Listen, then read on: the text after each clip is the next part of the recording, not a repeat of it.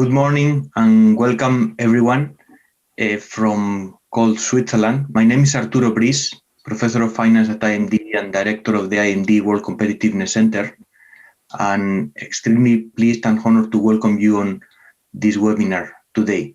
Wherever you are, I hope that you are feeling safe, healthy, and everything is going fine. And we have participants now from all over the world, so I'm really glad and thankful for your participation. Let me start right away with our discussion. This month, we mark the 50th anniversary in Switzerland of women's suffrage and voting rights. And to coincide with this milestone, we are today actually announcing that IMD and the IMD World Competitiveness Center will deliver a gender equality rating approximately in the third quarter of 2021. This is an interesting improvement and advance in our work together with companies and governments to overall increase prosperity, quality of life, but also gender equality now. The objective of our rating is to demonstrate which organizations are making visible change and walking the talk regarding women in leadership positions. And this will be a free, publicly accessible rating, including companies from all over the world, that aims to allow customers and investors to vote with their wallet when they choose. By creating constructive peer pressure, by sharing best practices, what we aim to see is that corporations play an even more visible role and ultimately accelerate to the top of the organizational pyramid the access of women. So this rating will be available in Q3 2021, as I say, and this will be followed by a yearly announcement and a dedicated gender equality rating event. Therefore, to mark this announcement, we want to organize this webinar today. I also want to acknowledge the contribution of my old friend Linda Nell, the founder of Good Egg Consulting Company, but also now a member of the IMD team, who has been pivotal and instrumental in the development of the index. We will also be joined by a set of good, interesting sponsors for the rating, and we will be providing more information about this throughout the next month. Today, we have speakers that represent a broad range of industries that will help us understand how our ranking and our rating is going to affect them. What we would love to understand today is, in some depth, what is the context in which each of you is currently operating, and your reactions to the relevance of the specifics of this new and exciting rating that we are extremely happy to introduce today. Let me introduce to you our speakers. We have, first of all, Magali Anderson with us, the Chief Sustainability Officer and member of the Executive Committee of LafargeHolcim. Good morning, Magali. Good morning. Caroline Knoeri, the Head of Corporate Human Resources at Vontobel, and welcome to the webinar as well. Thank you. Hi. Marion Leslie, good morning, the Head of Financial Information and also a member of the 6th Executive Board. Good morning. And finally, Cody Taylor, Vice President of Government Relations at Garrett Advancing Motion. Good morning, Cody, as well. Good morning. So welcome all of you. Very glad to have this discussion with you today. We have a very interesting 41 minutes ahead of us. And before we launch our discussion, let me remind the audience that there are several ways to interact with us today. First, in Zoom, you can use the chat. I will be following the chat and then divert questions to the panelists as they come. And you can also raise your hand through the Q&A feature at the Zoom, and I will also give you the word if you want to participate verbally. And finally, remember that in any case, our webinar will be recorded, and you will always have access to the recording later on if you want to revisit some of our discussions. So let me actually take the temperature of our audience by asking you a question that we want to gather your opinion. So, as many of you know, governments have implemented quotas for women in supervisory boards. There are ample examples to demonstrate that this has increased the number of women in supervisory boards and other supervisory teams. But at the same time, an alternative system is a system of targets, implicit or explicit, that companies pursue. The target system is, of course, less explicit, less formalized, but could be also effective. So this is the first question that I want to ask you, and we're going to open up a poll and give you 45 seconds to answer the following question. To accelerate progress for women in management, would you prefer to have hard quotas mandated by the law or explicit targets that companies have to achieve? Interesting to see that this is clearly controversial, but also all of us, and most of us, have a very strong opinion.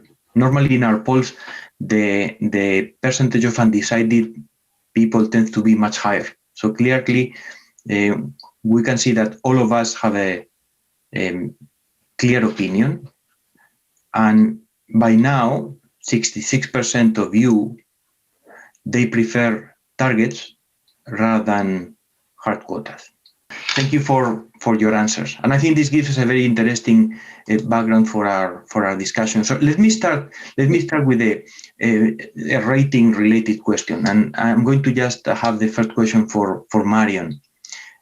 Marion, the business and equity case for women in management has been proven already many times over. When inclusion is successfully fostered, gender diversity leads to increased financial performance. So far, in your role, how much do you perceive that gender equality is becoming an investment criterion that is following in the footsteps of sustainability that you have had in the past? Classic start. Thank you. I agree. It is absolutely becoming an investment criteria, and investors are voting with their wallets. And the business case is being proved over and over again, and gradually that's filtering into the decisions that people make with their investments. And every week there's corroboration of the business case, whether it's Credit Suisse studying 3,000 companies worldwide and seeing that on average they increase their performance by 4%, or McKinsey showing that the probability of increasing returns went up by 33% with a diverse team. And I think if you look at what happened post the financial crisis, and there was a big focus on risk and regulation and the role of diverse teams in that, the push for ESG, environment, social and governance investing, and both the regulatory and the investment push. The world's biggest asset manager, BlackRock, has made very firm commitments to ESG investment, and D&I plays a key role in that. And then you see shareholder action for a number of years. So whether it's Aviva or Legal & General Investment Management, or indeed BlackRock, actively voting against companies that are not committed to improving their diversity and inclusion and are not displaying that in their actions. So those shareholders clearly see an impact on their investments. And then Goldman Sachs recently did some analysis that showed that all female or mixed teams significantly outperformed portfolio management teams that were all male.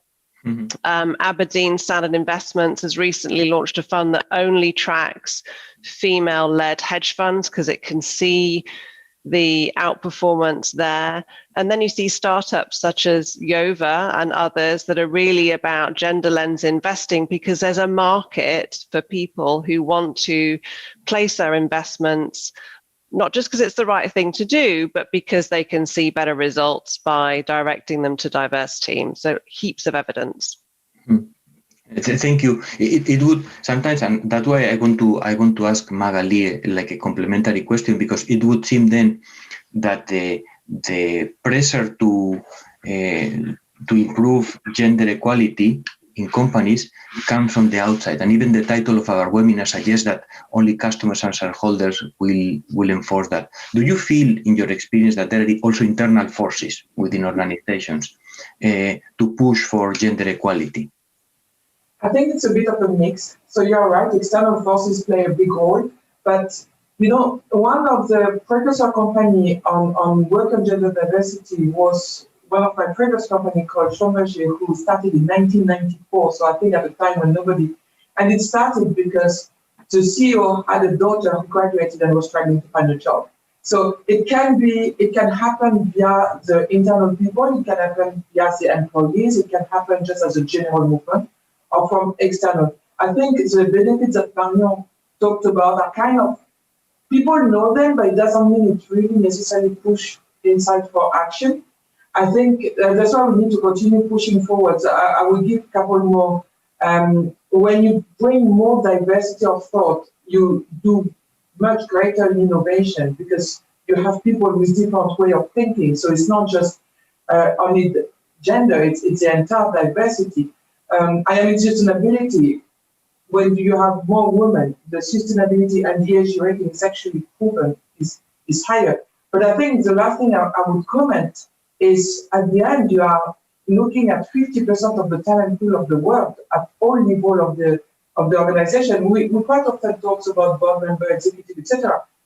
In LafargeHolcim, we just launched a program called Women on Wheels, where we are looking for female truck drivers, because there's a big shortage of truck drivers, but there's hardly any female truck drivers. So why don't we go on that talent pool? So I think it's the overall that can work, but I would say it continues to be more of an external than an internal push.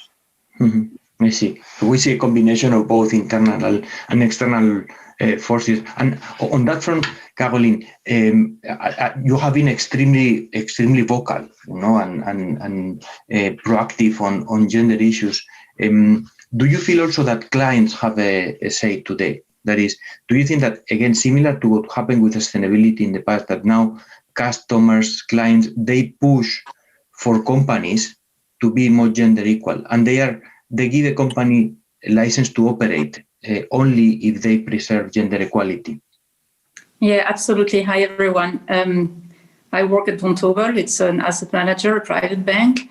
And what I'm seeing, and it's been mentioned already, but when investors have to select our product, I mean, they inquire on how we do on diversity. And this is an absolute criteria for selection. I've also seen our clients in the private bank space evolving a lot. I mean, it's next generation now. And I think the expectation not only to have some product to invest into that are linked to diversity. We've launched diversity funds a few years ago, and they are successful. But they also expect to see a different type of relationship manager. I got a few times the remark, are those people all male? And that's definitely something that we have to look at. The last thing I wanted to mention is the candidates. You have no idea how often candidates bring up the topic of diversity, especially when they see, on the website, the picture of the executive board, etc. And they ask you very detailed questions about what is that, what we do to push diversity, what is the mindset of the leadership. And again, we're only able to attract those people if we have solid facts and arguments on what we're doing here. Then I would say wherever the clients is coming from, that's definitely an evolution we're observing, yes. Mm-hmm. Yeah, interesting. The point about recruiting is also something that we visibly we can see, for example, in our participants in the MBA program, when they find or they look for jobs. That's a very important consideration. To what extent companies preserve this gender equality. And speaking of that, Cody, I want to ask you a question on transparency and visibility, because obviously a rating like ours, as some others, even the fact that the companies and investors are taking gender issues into consideration when making decisions, is going to hopefully make companies improve. So to what extent that this transparency, this visibility is important as a reason just to improve gender equality? Thank you for the question, and I think this is a good one. I've worked in a variety of industries, from financial services to chemicals to pharma, and until last week in automotive.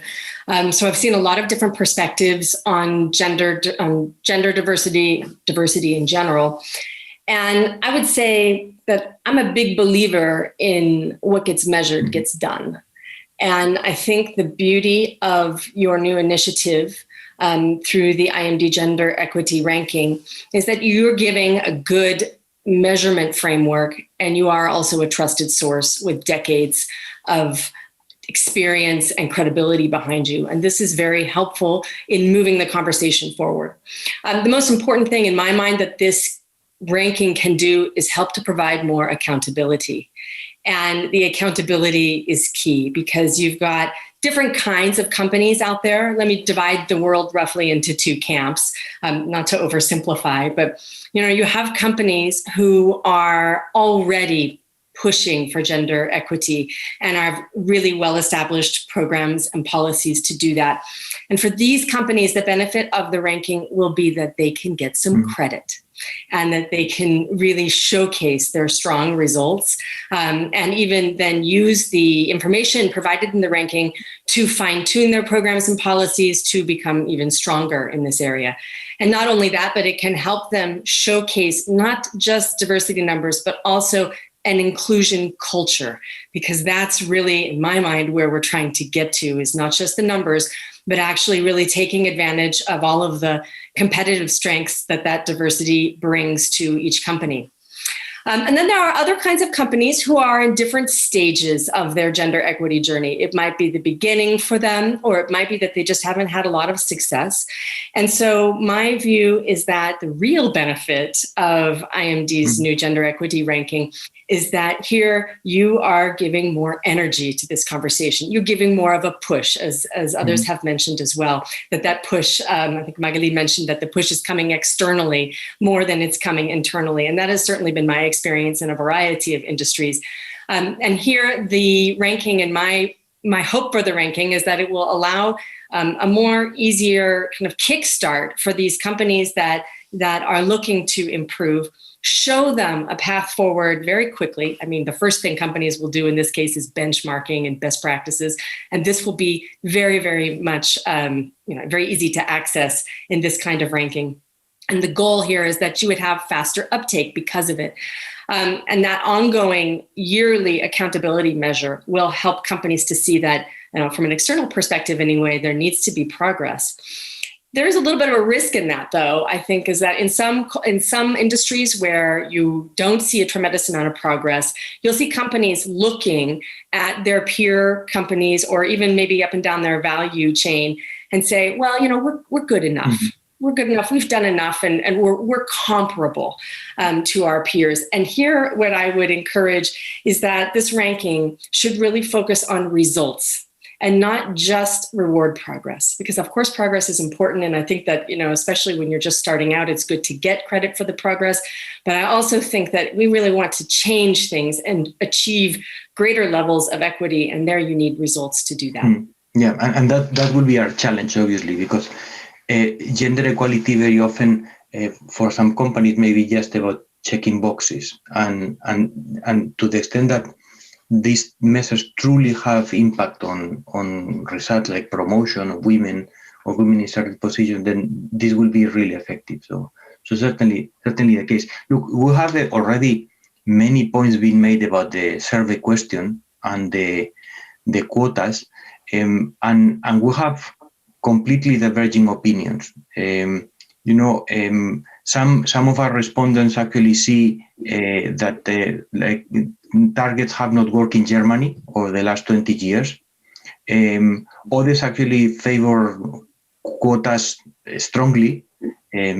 Michel, for example, says that in France, says that only the law enforcing quota has been successful for boards, and now they think of enforcing it to executive committees.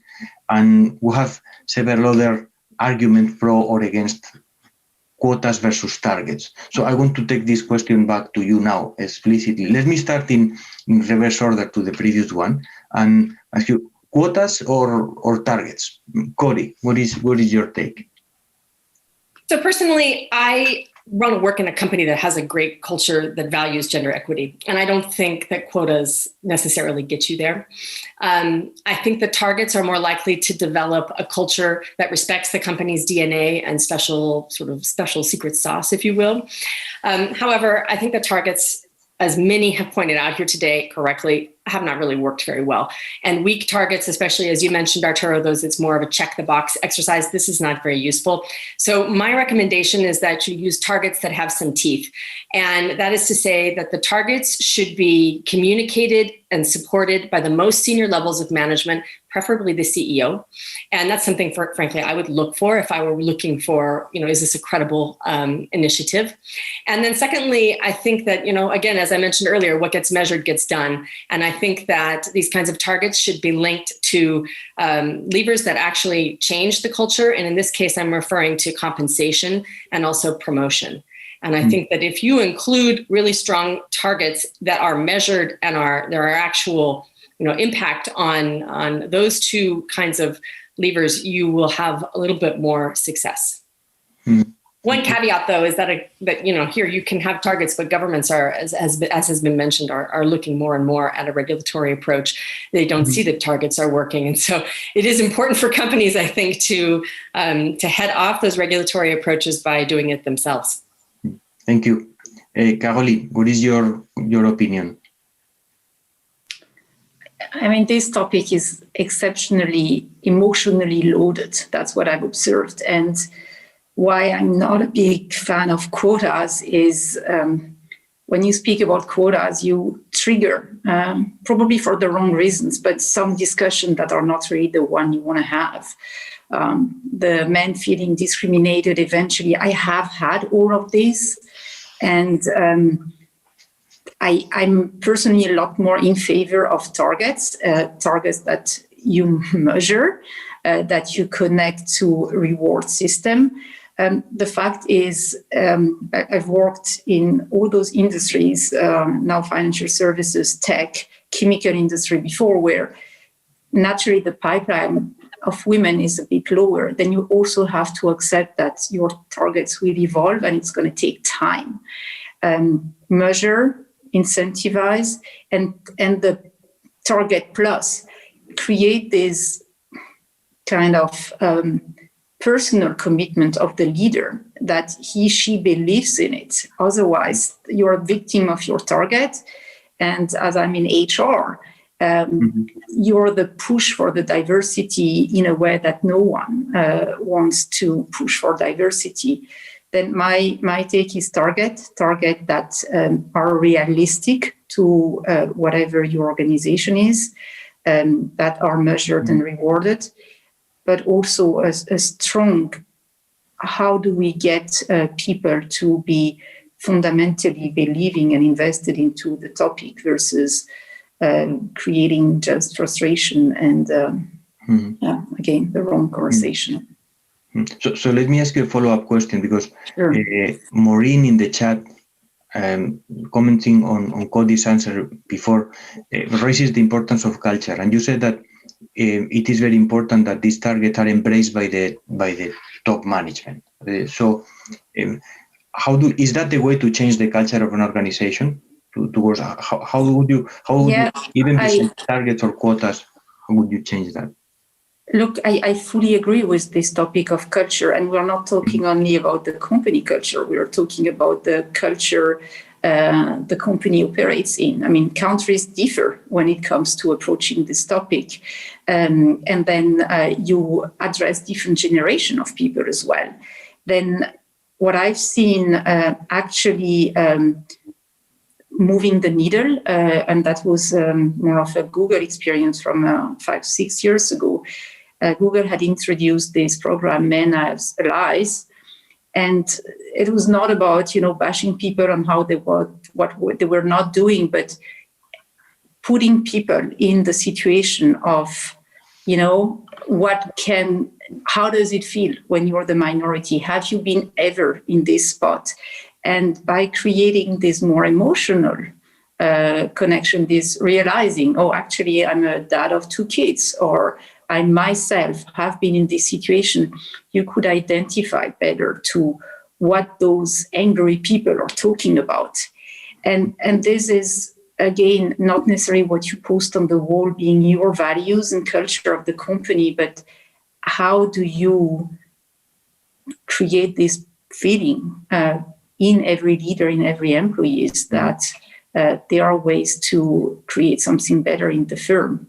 And these ally programs, I mean, it's again, you're not going to get everyone as ally, but being very persistent helps as well. Things don't change in 2 minutes. It's a multi-year program that you would be looking at, and you need real ally to start with, not only in the HR diversity space, but in your entire leadership. Interesting. Thank you. So Magali, remember, so the tough question then. So targets or quotas? Now, what is your opinion? Let me be the one with a different opinion here. So I'm a big fan of quotas. And for the reason mentioned earlier, because quotas work. Now, having said that, there's several caveats to it. First of all, it is true that quotas have now got quite a bad reputation. And, it's a bit like vegan versus plant-based diet. You don't say vegan anymore, you say plant-based diet because of the connotation of the wording. So I'm not sure there's a very big difference between a quota and a target that has a compensation linked to it. So basically, at the end of the day, if you don't do your target, you will lose money. And that's usually quite a big incentive for a lot of people. And that's where I see the big difference. So I'm quite happy to call it target as long as it's what we call strong target with compensation. Because at the end, what happens when you put a target that is not only measured but linked to your compensation is people start becoming imaginative.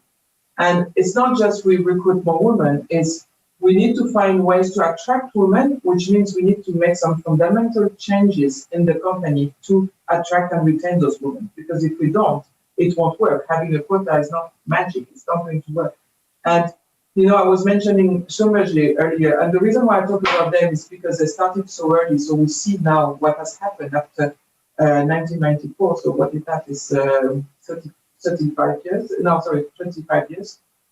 So when I got recruited before that, they wouldn't take me.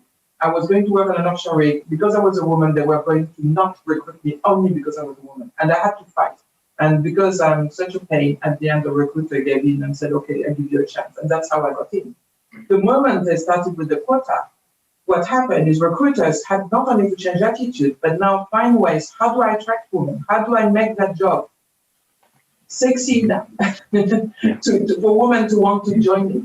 Today, there are 30% of recruitment of women to go on a rig. I'm talking about that type of woman. I'm really talking about the hardcore type of job. I don't think it would have worked without quota. But it's not so much the quota itself, it's the fact that people had to change how they approach their recruiting process, their retaining process. So my second caveat to quota is that we should put them in place with the idea that we should suppress them as soon as possible. Our objective is to put them so and suppress them quickly. So to create that shock wave that is needed, and then once you have the minimum mass of ladies in the organization to create that change and for people to get used to see women and not to have that factor of being the pioneer and alone with all the problems that Caroline just mentioned earlier that can happen, then you shouldn't need them anymore. And I will just finish with the French example you mentioned earlier. Today, when the law Copé-Zimmermann went out 10 years ago, we just celebrated the 10 years anniversary end of January. There was 10% of women at board level. There are now 46%. And I think what people say and what studies say is not just the number that changed, it's the diversity of thinking. It's how the board itself has evolved, but also how people go and look for ladies, because the story, we would love to have more women, we don't find them. It's, sorry for my French, but it's complete BS. If you really want to find women, again, you just need to look at different talent pool, different way of recruiting, and you find them. There's no way you don't find them. So yes, for quotas. And I think some of the chat participants actually agree with you. For example, Michelle says that quotas typically come when targets have failed. and I think that this is consistent with this idea that unless you have the right process in place and they are forced by regulation, then it is difficult to achieve these targets. Armin also talks about hiring, which I think is a point that you have all mentioned, is that it is very useful to impose quotas when companies hire new employees. I don't think it's the whole answer, because obviously, as you have mentioned as well, we need to have promotion rules. It's not just about hiring more women, but also about promoting them. So, but there's thing, there are these two views in the debate. Marion, you are last to give us your opinion about quotas and targets. Well, thank you. And I'm in the camp of, I think it's become unhelpful. And even when you talk about targets, the first thing somebody starts to talk about is, well, is this really a quota? And I think it's the language that has become difficult. And as Caroline said, it's derailing the conversation.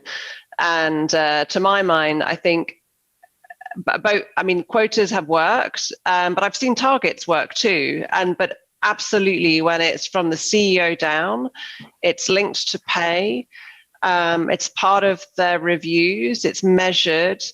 And it's sponsored from the top down, and the executive have corresponding bonus alignments to it as well. So if you look, clearly we've had quotas in Spain and Germany and so on, but if you look at the UK, introduced a voluntary code for FTSE listed companies, and I know this is glacial progress, but 10 years ago there were 150 companies in the FTSE 350 that had all male boards, and now there's one. And earlier last year there were zero. Unfortunately, one has slipped back in.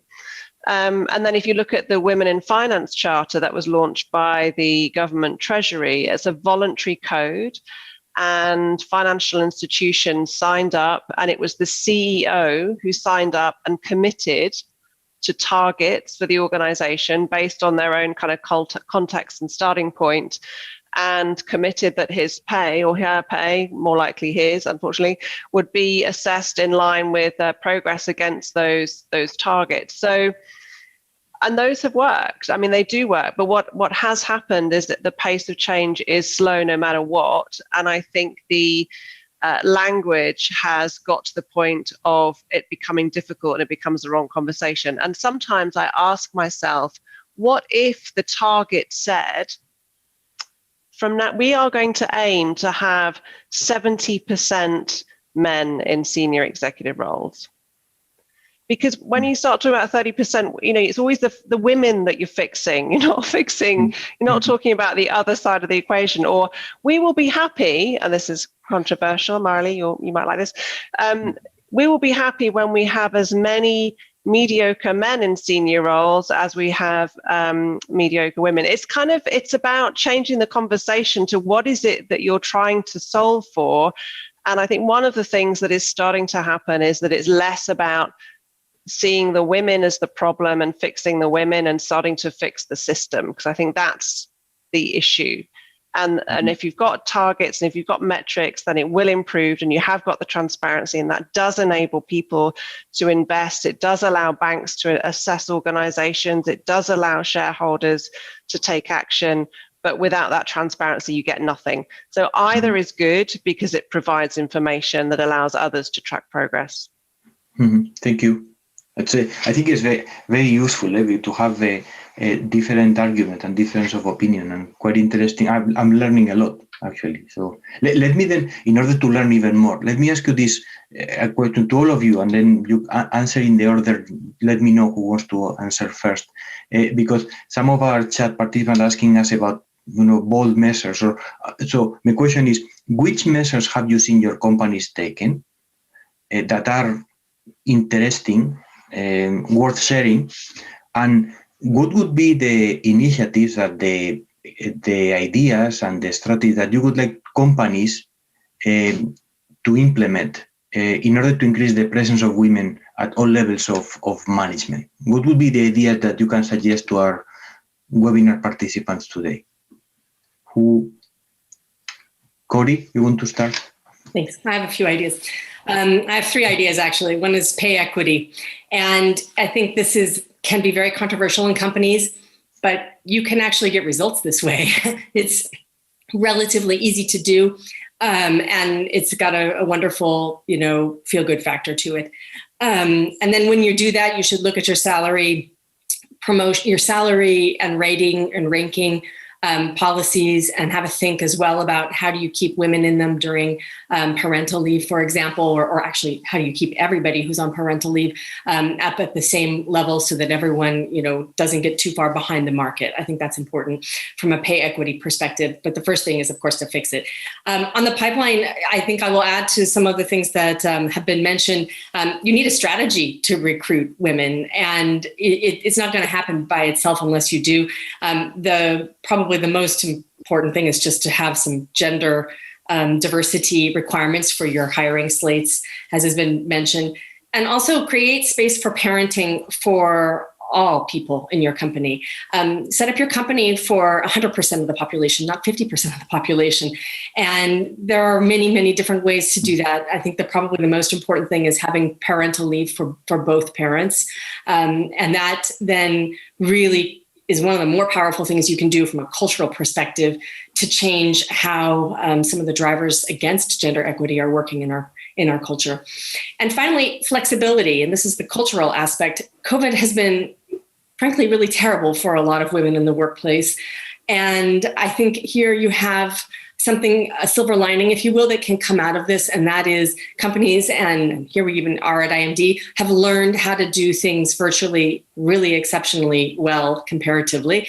And let's not lose that sense of flexibility, both in hours and location, that can really allow companies to access the full population in terms of their talent, in terms of keeping their talent. And here it's your opportunity to rethink how you manage and what your management style is within your company to accommodate that. You have the opportunity to re-engineer your company for 100% of the population. It is an unfortunate, horrible situation with COVID, but this is something that can be positive that comes out of it. Mm-hmm. That's a good point. That is a good way to we are starting from scratch in a sense after COVID. Magali? Yeah, so I won't talk again about quota and fromage, as I already mentioned. I just would like to add a couple of things. One thing I've been practicing for many years, which works really, really well, is in a lot of companies you had a succession plan, and that refuses to validate any succession plan that doesn't have a certain number of credible women. And what I mean by that is someone that we truly believe will take that job. And it was quite amazing because it's not that these women don't exist, they do exist. I call them my silent, talented pool. Those are the pool of women who are extremely talented, they are great, but they are not making that much noise, so people don't know them. So when you think of succession, you don't think of them. And to force people to get out there by just something as simple as saying, I will not review your succession planning without having that. Same for recruiting, same thing. I will not look at any candidate if I don't have such and such. It really forces people to look at people who have a different leadership style.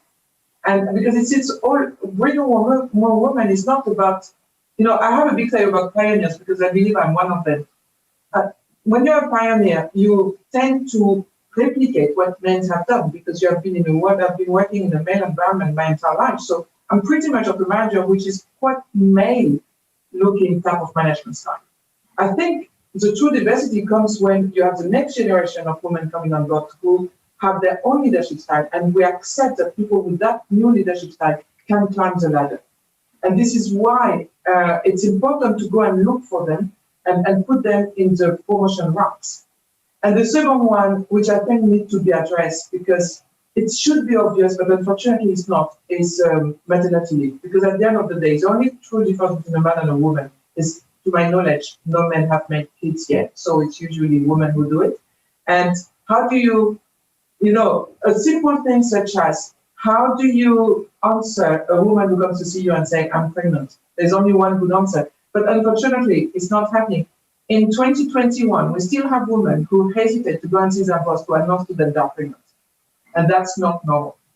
And so the entire dealing with the fact that being going for pregnancy leave, how do you deal with the return of the lady? How do you make sure that her salary, her career is not impacted, etc., etc.? This requires also some rules inside the company. It should be something natural and obvious. Unfortunately, it's not. Mm-hmm. Thank you. Marion, or... Yes, thank you. I mean, I think what we tend to look at are the symptoms rather than the causes. And my recommendation is that, I mean, I'm a data person, so I look at the data and a data-driven approach. But I think what's happening is, we look at the symptoms of how many women are being hired or promoted or at senior levels. And really, it's the life cycle of those micro decisions that happen across an employee's lifespan with an organization that really make the difference, and those are the ones to look at. So I think really getting under the skin of all the smaller events which in aggregate add up and make a difference. So for example, rather than looking at the percentage of women who make it to MD level or partner level, look at the percentage of people considered before you put the long list together. I mean, the decisions that happen way back in the process, or, look at the number of times or the percentage of women who were invited to lead a strategic project or present to the board or do a secondment or anything. These things add up over time. And if you ignore all those small things, the result you get is these larger visible symptoms. And So I've seen some really good approaches to really understanding and getting data on the life cycle of an employee and how to influence that, because it's all those small decisions, those micro choices that have the impact.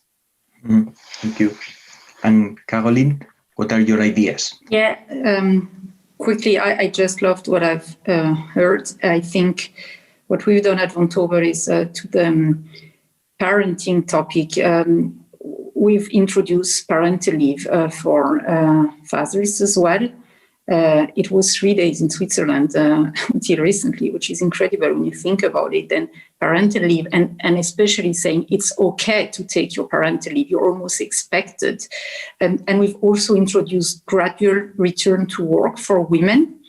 It's too often that I hear women feeling forced to move from 100% to a 50% job, and as a result, renouncing to a career or at least putting your career on hold for the next 10 years.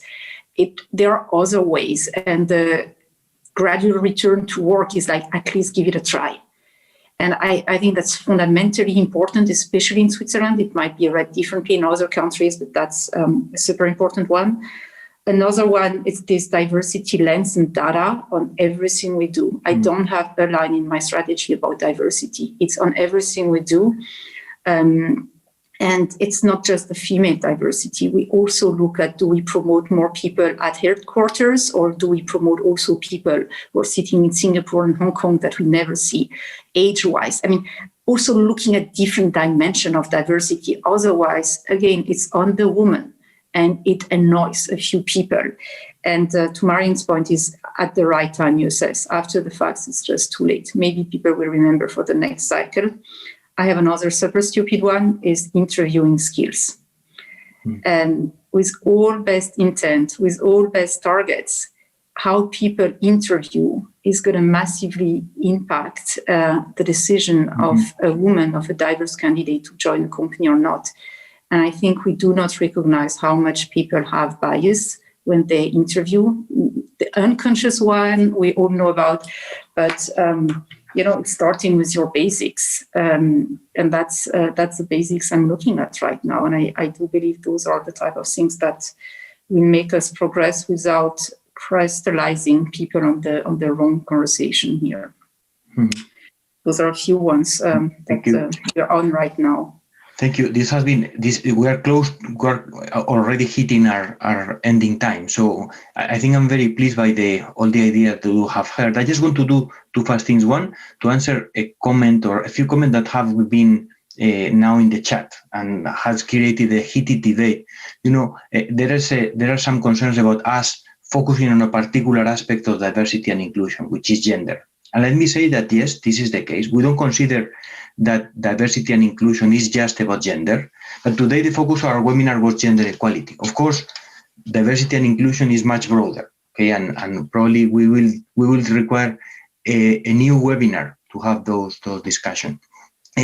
Last but not least, I would like to reenact our poll as a way to closing our webinar today. I would like to ask you again, second time, just in case someone has changed opinions, and track whether this has been the case. Now that you have heard several arguments pro and against, whether you believe more in hard quotas or not. Okay, and this is a challenge for Magali, that was in our minority pro quotas. Okay, I think while still targets remain more popular, the percent of us that has increased their opinion in favor of quotas has increased. And so maybe I had a little impact then. There was only one dependent. Excellent. So here you can see the results. Thank you very much, everyone. Thank you very much, Cody, Marion, Caroline, Magali, for your wise words today and for how much we have learned. I'm really grateful for your participation. Thank you, everybody, for your attention and being part of this first webinar, celebrating the launch of our gender equality rating. And I hope that we can continue the IMD's engagement in this front, and especially by sharing knowledge and sharing experiences, we can accelerate the access of women to top management positions. Remember that our webinar has been recorded, and we will share the link to all of you so you can actually replay it and share it if you want. Thank you very much, everybody. Have a great day. Thank you to our speakers, and I will see you all soon. Bye-bye. Yeah. Bye-bye. Bye. Bye-bye. Thank you. Goodbye.